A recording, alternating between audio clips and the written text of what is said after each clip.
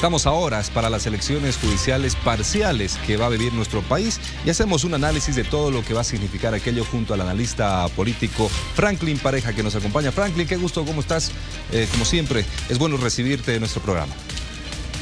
Hola Gerardo, muy buenos días a ti, gracias por la invitación y pues un saludo muy cordial a todos quienes tienen la gentileza de vernos. A ver, lo que se ha estado escuchando en los últimos días en las calles de nuestro país es que la gente no conoce a los candidatos, conoce muy poco de las funciones que van a ejercer, del verdadero fondo de las elecciones judiciales.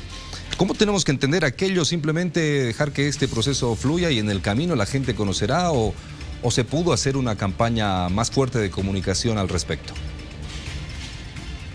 Es una situación atípica porque, para empezar, la gente no conoce a los candidatos, como tú dices. Son candidatos que no pueden hacerse conocer porque la regla establece que el conducto para esto es el Tribunal Supremo Electoral y, lógicamente, la forma en la que interactúa con la ciudadanía para dar a conocer los perfiles es tan escasa, es tan limitada, que la población el domingo va a ir simplemente a votar absolutamente a ciegas. El segundo punto es que va a ir a votar, no va a ir a elegir absolutamente nada, porque esta llamada elección en realidad es una pantomima que pone en escena un ritual eleccionario, pero no un proceso de elección propiamente. Nunca antes en la historia se ha mutilado una elección. Es decir, esta es una elección cercenada, fracturada, de manera parcial. Algunos departamentos están privados de poder votar porque al Tribunal Constitucional se le ha ocurrido romper y violar el principio de preclusión. Es decir, todos los actos que se habían realizado en el proceso de preselección concluyeron, eran irrevisables y debió llevarse adelante la elección en su integridad. Ahora tenemos elecciones parciales, algo aberrante. Y por último, con toda seguridad que el desorden desde la perspectiva constitucional, administrativa y política en el país se va a profundizar mucho más a partir del próximo año, porque estas autoridades están fusionando el bien con el mal, el día con la noche, o sea, la ilegalidad con la legalidad, la inconstitucionalidad con la constitucionalidad. En síntesis, este es, yo diría, una puñalada a la institucionalidad constitucional del país. No hay ninguna elección el domingo. Es una bufa, es una estafa y es una burla al pueblo boliviano. Bueno, además que este grupo de magistrados que se va a mantener todavía en el cargo, que es mayoría, además, son los que están siendo cuestionados, observados por la autoprórroga. Entonces uno se pregunta, ¿será que va a existir otro proceso electoral donde van a salir estas autoridades? ¿Cuándo sería eso y de quién dependería? Mira, si estuviéramos en una situación donde hay mínimos estándares de institucionalidad, podría responderte esta pregunta. Pero en un país donde la institucionalidad está pulverizada, no, nada, absolutamente nada está garantizado y todo está en riesgo. Y lamentablemente, así como está la situación, puede suceder lo peor, no lo mejor. O sea, las elecciones nacionales están en riesgo.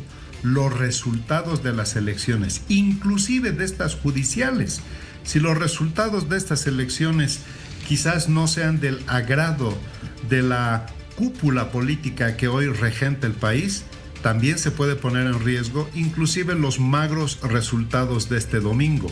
A futuro se puede fracturar y se puede parcelar las futuras elecciones porque pueden haber circunscripciones donde hay elecciones, otras donde no. Pueden haber elecciones de alcaldías, otras no. Pueden haber elecciones de algunas gobernaciones y de otras no. En síntesis, todo este desorden, lamentablemente tutelado por el Tribunal Constitucional, pero en directa correa de transmisión con el poder político. Los, digamos, ex magistrados, porque no son magistrados, son prorrogados, simplemente son un brazo ejecutor de una conducción política totalitaria, Gerardo, no autoritaria, totalitaria, porque está anulando prácticamente toda la institucionalidad constitucional y democrática. Ahora, después de lo que hemos visto con el Tribunal Supremo Electoral, esta decisión de hacer elecciones parciales, viene a la mente de mucha gente y lo hemos conocido a través de estos días. El Tribunal Constitucional, como se están dando las cosas, llega a tener más poder que instituciones, que instancias, que poderes del Estado. El Tribunal Constitucional tiene establecidas cuáles son sus funciones. Para empezar, no tiene que revisar la Constitución, no tiene que inaplicar la Constitución, no tiene que hacerle control de constitucionalidad a la Constitución. Lo que tiene que hacer es defenderla y evitar que todo lo que se hace en el país esté en contradicción o en colisión con los preceptos y principios constitucionales. Lo que hacen los magistrados no es la función que está establecida en la Constitución.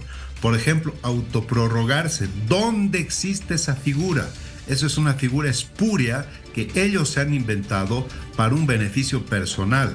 Estos señores, si fuera un Estado, repito, con estándares mínimos de institucionalidad, deberían ser pasibles a un juicio de responsabilidades.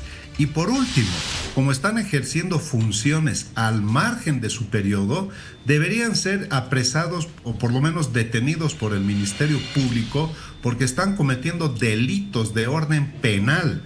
Así que esto ya no es que ellos resuelven en el marco de la Constitución los problemas del país. No, ellos están destrozando la constitucionalidad del país.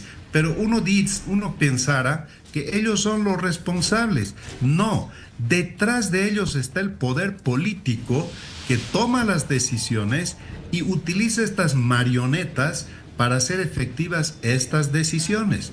No nos equivoquemos, esto no es el gobierno de los jueces, este es el gobierno de un régimen político totalitario que a través de este brazo extensivo llamado Tribunal Inconstitucional hace y deshace toda la vida del país, en el campo constitucional, en el campo político, en el campo económico y en el campo administrativo. Ya para terminar, Franklin, ¿cuán golpeada está la independencia de poderes en Bolivia? No existe, nunca existió en esencia.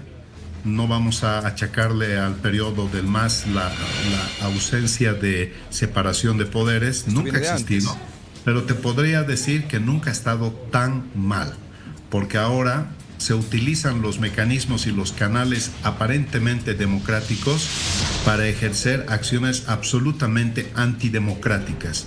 Nunca hubo en esencia separación de poderes, pero te diría, por lo menos en el periodo democrático, desde la recuperación de la democracia, que nunca hemos estado tan mal, y a estas alturas no podemos decir que vivimos en un estado con estándares democráticos, vivimos en un estado de apariencia democrática. Bien, Franklin, muchas gracias por tus opiniones, por tu punto de vista. Sabemos que va a ser muy útil para todas estas personas que están con muchos signos de interrogación en torno a estas elecciones judiciales. Va a ser hasta otra oportunidad, gracias. Un gran saludo, estimado Gerardo. Que estés bien.